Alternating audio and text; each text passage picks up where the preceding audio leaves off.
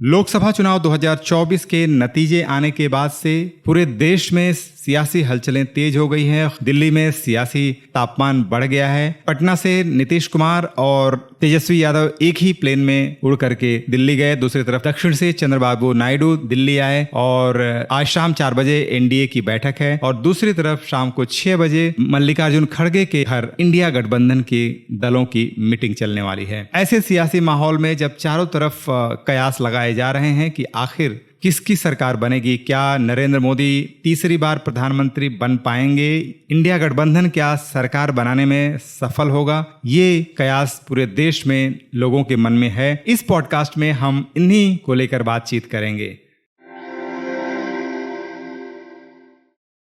नमस्कार, मैं हूं उपेंद्र कुमार यादव और बात करते हैं दिल्ली में चल रही सियासी हलचलों की। लेकिन उसके पहले एक गुजारिश, मेरे इस चैनल को प्लीज़ सब्सक्राइब कीजिए और अगर वीडियो पसंद आए, ये बातचीत पसंद आए तो इसे लाइक कीजिए और दोस्तों में शेयर कीजिए। तो सबसे पहले कुछ सूचनाएं जो अभी तक आप जान चुके होंगे। पटना से एक ही प्लेन में तेजस्वी यादव और नीतीश कुमार दिल्ली गए। हवाई अड्डे से उतरते हुए नीतीश कुमार ने कहा कि सरकार तो बनेगी ही, लेकिन उन्होंने यह संकेत नहीं दिया कि किसकी सरकार बनेगी और कौन होगा प्रधानमंत्री। क्या वे इंडिया में दोबारा शामिल होंगे, इस बारे में उन्होंने कोई संकेत नहीं दिया। दूसरी तरफ चंद्रबाबू नायडू ने प्रेस को दिए अपने स्टेटमेंट में कहा कि उन्होंने बहुत परिवर्तन देखा है। इसमें उन्होंने क्या संकेत देना चाहा, उस पर भी तमाम कयास लग रहे हैं।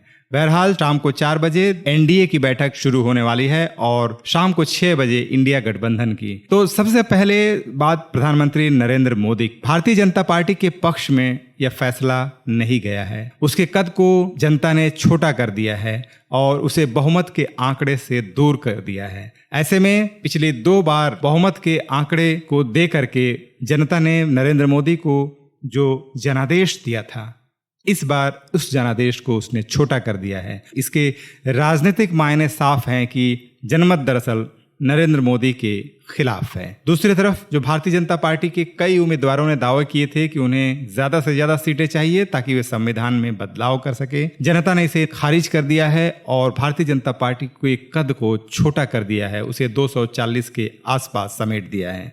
ये अपने आप में बेहद महत्वपूर्ण अर्थ है जो इस जनादेश के अंदर से, इस चुनावी नतीजे के अंदर से हमें याद है 2 प्रधानमंत्रियों की, एक पूर्व प्रधानमंत्री अटल बिहारी वाजपेयी की, जिन्होंने अपनी पहली बार सरकार बनने के दौरान जब वे बहुमत का आंकड़ा नहीं छू पाए तो उन्होंने किसी भी प्रकार की कवायद करने से इनकार करते हुए कहा था कि बहुमत उनके साथ नहीं है और इसलिए वे सरकार बनाने की जोड़ तोड़ में नहीं जाएंगे। दूसरी तरफ इंदिरा गांधी की हत्या के बाद जनता ने भारी मतों से 400 से ज्यादा सीटों से उन्हें गद्दी पर बैठाया था, लेकिन दूसरी बार जब उनका आंकड़ा 200 नहीं छू पाया, उससे थोड़ा सा कम था, तो उन्होंने कहा था कि बहुमत हमारे खिलाफ है, जनमत हमारे खिलाफ है और हम सरकार बनाने की कोई कवायद नहीं करेंगे।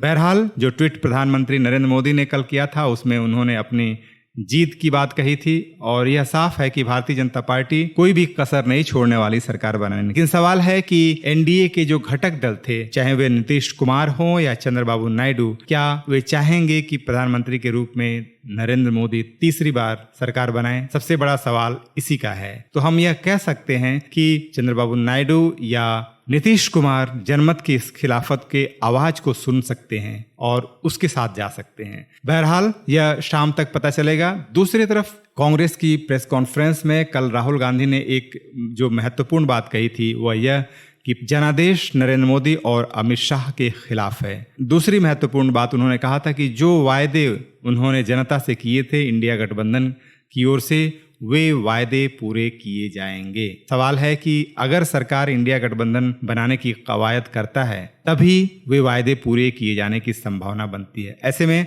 हमें देखना होगा कि कांग्रेस की तरफ से क्या पहलकदमी की जाती है। दूसरी तरफ उद्धव ठाकरे ने भी प्रेस कॉन्फ्रेंस किया, उसमें स्पष्ट किया था कि सरकार बनाने की कोशिश की जानी चाहिए। हम मान सकते हैं कि सरकार बनाने की कवायद दोनों तरफ से की जाएगी। इस रस्साकसी में जो सबसे महत्वपूर्ण दल होकर उभरे हैं वे हैं चंद्रबाबू नायडू की टीडीपी और नीतीश कुमार की जनता दल यूनाइटेड। क्या ये दोनों पार्टियां एनडीए के साथ जाएंगी? ये अपने आप में बेहद महत्वपूर्ण सवाल है। अगर हम नीतीश कुमार की राजनीति को देखें तो नीतीश कुमार ने बिहार की राजनीति में जो एक अलग ही वोट बैंक का निर्माण किया था, जिसे हम एक्सट्रीमली बैकवर्ड कास्ट कहते हैं, ईबीसी, वह एक बड़ा वोट बैंक है जो नीतीश कुमार ने किया था। और दूसरी तरफ ओबीसी वोट बैंक जो लालू प्रसाद यादव के साथ था, आरजेडी के साथ था, इनके बीच उन्होंने यह एक ध्रुव तैयार किया था। पूरे बिहार की राजनीति दरअसल इन्हीं 3 ध्रुवों के आसपास घूमती रही है। सवाल है कि बीच का जो ध्रुव नीतीश कुमार के साथ है, जिसे हम इकोनॉमिक बैकवर्ड कास्ट कहते हैं, इसकी राजनीति नीतीश कुमार साधते हैं। और यह राजनीति क्या मांग करती है? हम कह सकते हैं इस समुदाय जो अति पिछड़े समुदायों से बना हुआ यह जो समुदाय है, दरअसल इसकी राजनीति को अगर हम देखें तो वह इंडिया गठबंधन के न्याय के मुद्दों में निहित है। जिस जातीय जनगणना की बात इंडिया गठबंधन ने इस चुनाव में जोर शोर से उठाई, दरअसल उस जातीय जनगणना की बात नीतीश कुमार ने ही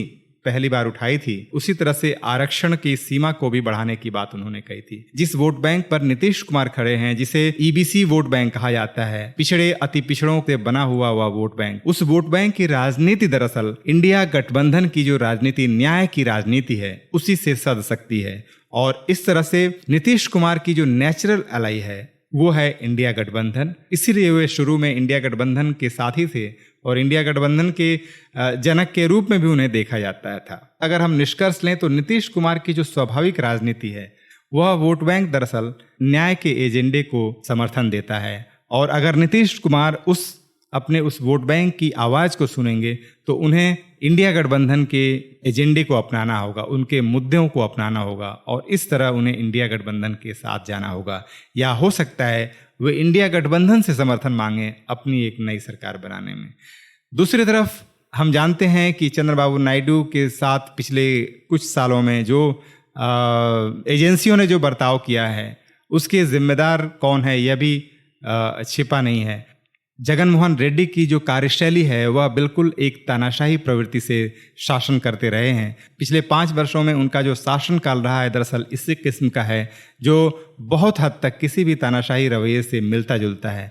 ऐसे में अगर जनता ने उन्हें पूरी तरह से खारिज करके चंद्रबाबू नायडू के पक्ष में राय दी है तो हमें यह मानना होगा कि दरअसल चंद्रबाबू नायडू की राजनीति भी लोकतांत्रिक और न्याय के एजेंडे को समर्थन देती है। अब देखना होगा कि चंद्रबाबू नायडू इसे स्वीकार करते हैं या वे किसी और समीकरण की तरफ जाते हैं, यह बेहद दिलचस्प होगा। ऐसे में एक संभावना जो बहुत प्रबल नजर आती है और जिससे बिल्कुल ही इनकार नहीं किया जा सकता है वह यह है, हो सकता है नीतीश कुमार और चंद्रबाबू नायडू एक अलग मोर्चा बनाएं और इस मोर्चे के साथ वे इंडिया गठबंधन का समर्थन मांगे, कांग्रेस का समर्थन मांगे और इसकी संभावना यानी इस नए मोर्चे की एक सरकार बनाने की संभावना भी बहुत ज़्यादा है। इस बात से इनकार नहीं किया जा सकता है क्योंकि अगर हम अतीत की राजनीति को देखें तो चुनावों से करीब 6 महीने पहले केसीआर ने जब पहलकदमी की थी और एक नए मोर्चे को बनाने की बात कही थी तो उन्होंने जिन लोगों से संपर्क किया था उसमें नीतीश कुमार भी थे और नीतीश कुमार ने बाद में चंद्रबाबू नायडू के साथ भी संपर्क किया था। लेकिन एक लेवल पे जा करके नीतीश कुमार ने यह कहा था कि यह समय तीसरे मोर्चे का नहीं है और उन्होंने कांग्रेस को साथ आने के लिए कहा और अंततः इंडिया गठबंधन के बनने की कवायद शुरू हुई थी।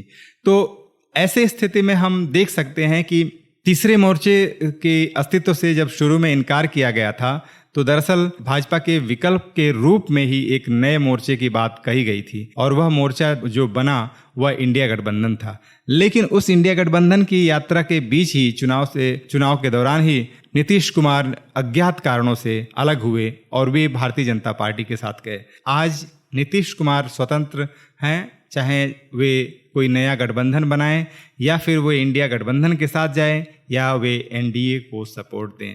तो ऐसे में यह देखना दिलचस्प होगा कि आखिर सरकार बनाने की दिशा में पहलकदमी कौन कर रहा है। लेकिन इतना तय है कि भारतीय जनता पार्टी अपने बूते सरकार नहीं बना सकती और न ही नरेंद्र मोदी अपने बूते प्रधानमंत्री बन सकते हैं। और ऐसे में इस जनादेश को स्वीकार किया जाए तो स्वयं प्रधानमंत्री को सम्मान पूर्वक अपने को पीछे कर लेना चाहिए और किसी भी दूसरे को प्रधानमंत्री बनने की रेस में आगे बढ़ने देना चाहिए। बहरहाल देखना होगा क्या हालात पैदा होते हैं, लेकिन और जिसकी संभावना बहुत ही ज़्यादा है। और शायद जो राहुल गांधी ने कहा था कि नरेंद्र मोदी तीसरी बार प्रधानमंत्री नहीं बन पाएंगे, यह अपने आप में लगता है कि बहुत ही मजबूत स्टेटमेंट है आज की स्थिति में, और शायद यही संभव होगा। हमें इंतज़ार करना होगा, देखते हैं हालात किधर जाते हैं। बहरहाल इस पॉडकास्ट को लाइक कीजिए, शेयर कीजिए। इंतज़ार करते हैं शाम तक दोनों गठबंधनों की मीटिंग खत्म होने का। धन्यवाद।